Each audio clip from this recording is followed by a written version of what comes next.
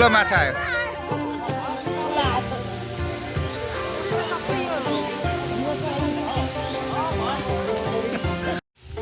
नमस्कार, म मनोज माझी, नेपाल माझी फाङ्सन कानेपुखुरीका सचिव।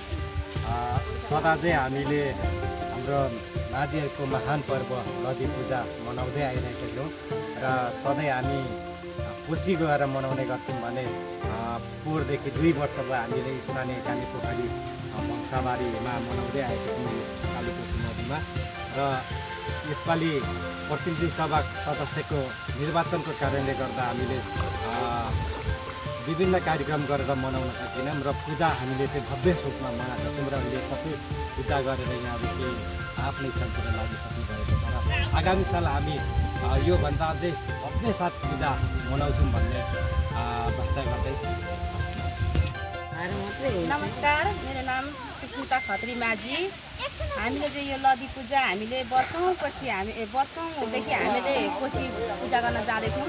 हामीले 2 साल भयो यहाँनिर हामीले पूजा गरेको। अनि यसै गरी पोहोर हामीले भव्य रूपमा पूजा गऱ्यौँ, हामीले बनाएर कार्यक्रमहरू पनि गऱ्यौँ। यो साल चाहिँ अब चुनावको कारणले हामीले गर्न सकेनौँ। यसै गरी हामी फागुनको तेस्रो मङ्गलबार सधैँ हामीले पूजा गर्ने गरेको छौँ।